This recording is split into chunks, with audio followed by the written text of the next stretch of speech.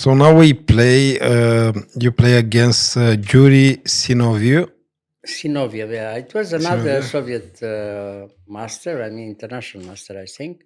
He was young enough and very tactical, and it was a very funny game finally because he tried to um, block the position on the queen side in King's Indian and very normal line, and then he had the surprise to see arriving the big advantage from white on the other side, without any counterplay, which even in the last position is very funny because he has no moves at all, Oh, okay. But until there, it will be very interesting, Because the whole usually game. in the King's Indian, black has advantage on the king side, right? No, in the King's Indian and the Benoni, you have to try with black to have some tactical game, to have some counterplay, to free yourself, with black. On king side or that doesn't matter? Everywhere, everywhere to complicate the game, if you accept the fact that white is a little bit better and you have his advantage, then is most unpleasant in King's Indian and in Benoni.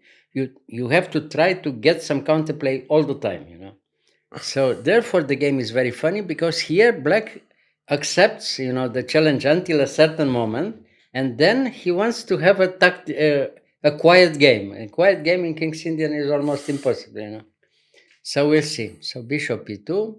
At least he didn't have to play against the Zemish. We play something different. Yes. But this is also very good for white, So bishop e3, c6. All right, c6, d5. First of all, here, white closes the game, the central squares, and has a small edge, a little bit, but okay, very good, Which is it? Well, you'll see what you can play here and there, always with some advantage for white, But you have to be very patient with white, little by little, move by move, all the time, you see. But already after the opening, white is a little bit better because you have more space, you have every piece out, all the light pieces, the bishop e3, bishop e2, everything is all right for white. And now in some positions, because everything is closed here, you prepare some, big advantage later on, of course, on the king side. It will happen in our game, you see. So h3, all right, knight bd7, and here g4. Well, the first part of the game is all right for white. White has complete control on the king side, and black has to try to get some counterplay. But where? On the king side is impossible, of course. Yeah, on the central squares, white is a little bit better.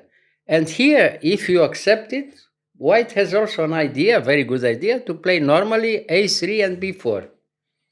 If white comes to a3 and b4, white is clearly better, So now he played knight e8. All right, after knight e8, rook g1. First of all, rook g1 is good. It's against this normal possibility to play somehow f5. Now f5 is impossible forever, after rook g1. Why? Because everything is too open. If you accept to open too much, you can, lose very quickly with black, Yes. So, okay, he has to be quiet for the moment. So he played rook b8. So now I played a little bit too quickly, maybe a4. It was simple and much better, probably, to play a3 and b4. The way I explained to you, the a3 and b4, clear advantage for white, you see. Yes. Yeah. But by playing this, I gave him the possibility to close the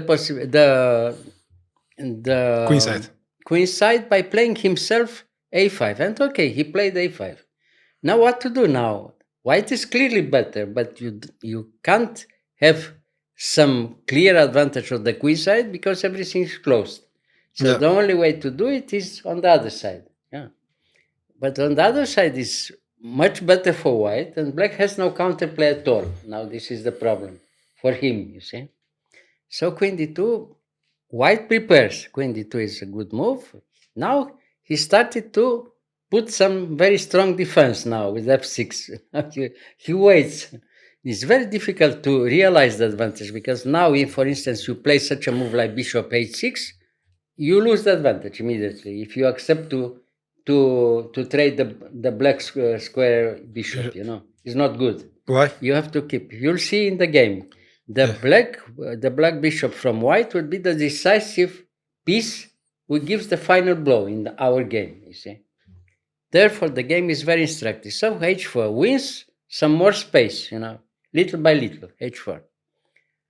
Okay, queen e7, and here the first important moment after queen e7, it seems okay. Black didn't do, no, I mean, it was not a wrong move, let's say, queen e7, but that gives the possibility to play like in our game, knight b5, very, very nice.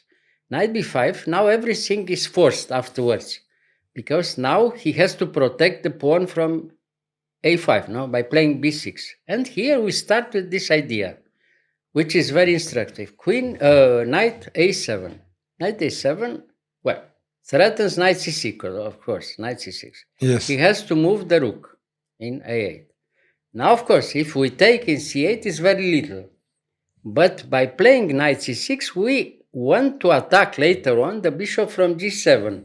The idea is to try to give the strong knight from c6 for the inactive bishop from g7, but preparing the attack on the king side. No, later on.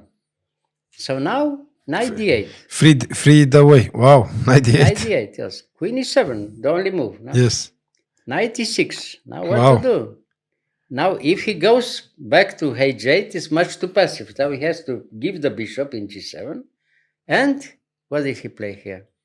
Rook f7. Now he prepares the defense, So now he couldn't go because he was could losing. go now, but after the bishop h8, in some positions, maybe you can even give the piece, for 2 pawns by playing h5.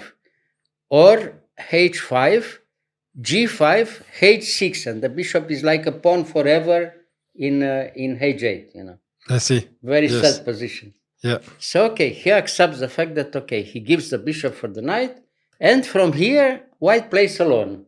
We'll see what happens. It seems impossible because we have too many pieces on board. Yeah. But because of the activity of white pieces, black has no counterplay at all until the end of the game, you see. So now you see the difference. Knight from g7, which is a good defender, but doing nothing. I mean, has to wait. Yeah. And the bishop from h6 threatens everything until the last moment, you see. So now it will be very instructive to see how can white prepare the last part of the game, prepare the final attack, you see. Yes. Okay, bishop h6. Okay, knight f8. Move by move. Now castle alongside, now it's okay. The king is very safe, you see. We play later on b3, and we play with all our pieces on the other side until then. All right, so rook a7. Well, b3, and now starting from here is almost impossible to think that, something like this could happen. A Soviet player who plays until the end only move rook b7, rook a7, waiting, you see, because there's no counterplay at all, I mean, just completely without counterplay. So, in the meantime, white prepares, the rest of the game. How you can prepare the final attack on the other side. So play by yourself now. Yeah, by yourself, but very logical, little by little. The idea, if you look at this position, how can you win? How can you prepare? Now, everybody knows, of course, because they have a lot of games played like this. I mean, the idea. Everybody who knows. Well, the highest level, no? Yes. The idea is to double the rooks on the G file. Yes. And then later on, arrive with the knight in f5. I mean, you sacrifice the knight for the final attack. On f5, you see. To open the G file, So, yes. So now we have to prepare, starting from here. And this move by move. Okay, black has to wait. Wait. Black has to wait. Rook g3, of course. No, rook b7. Now we double the rooks. Now. So he waits. Now we prepare the idea, the way I told you.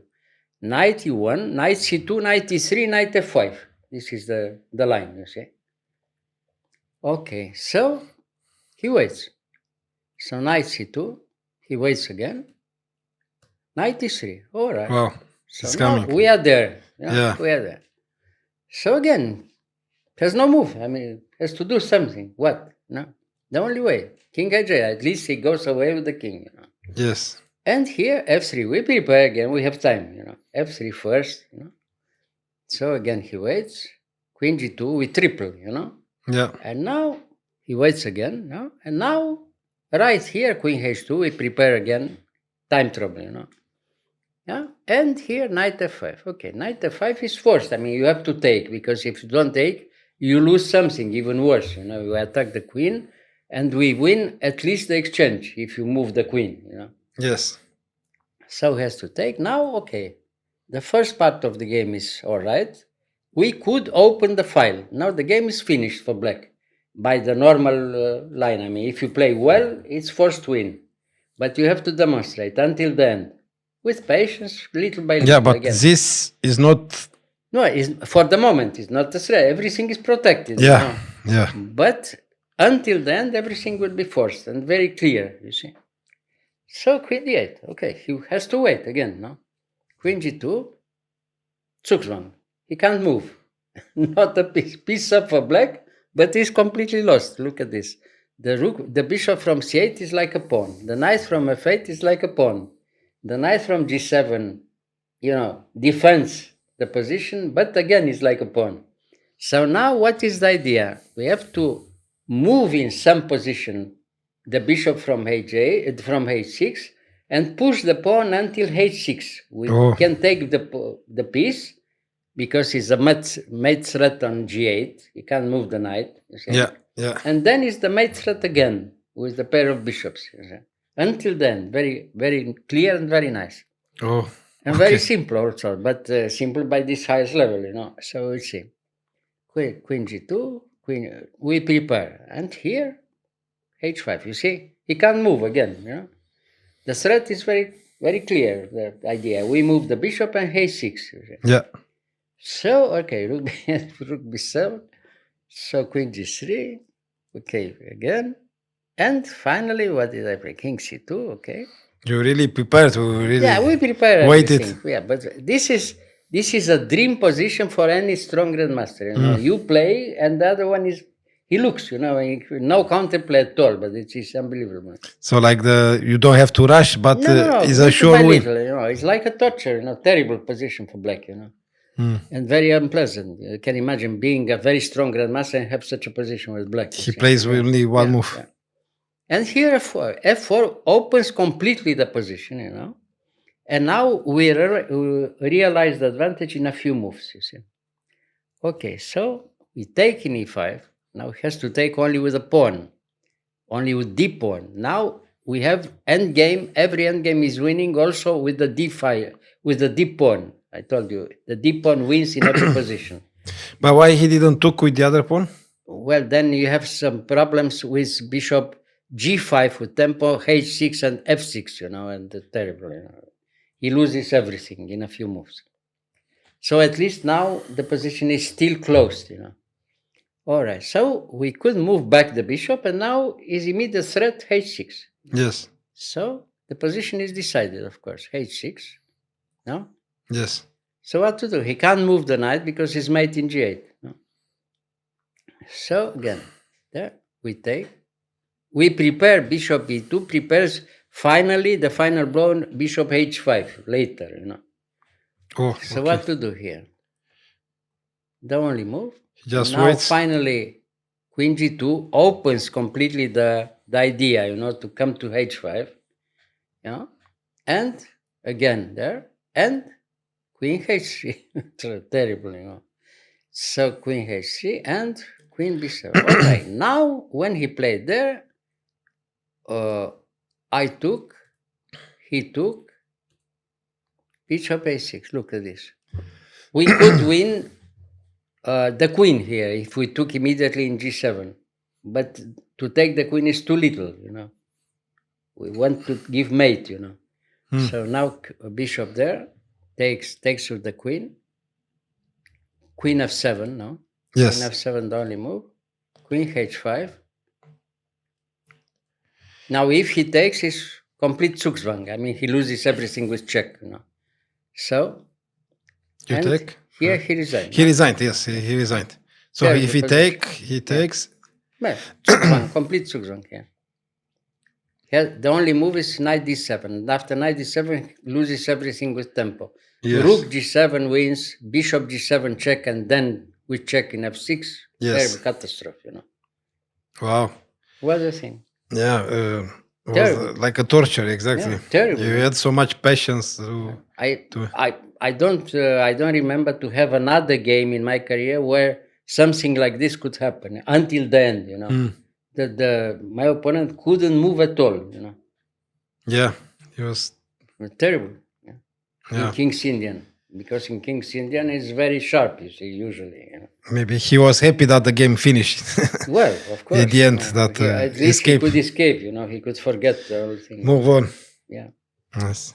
Very nice. It can happen. I tell you, chess is like this. If it Petrosian, if Petrosian had such a fantastic position, he would be very happy. A dream position for any very strong grandmaster. Nice. Yeah. Okay. Thank you. Yeah.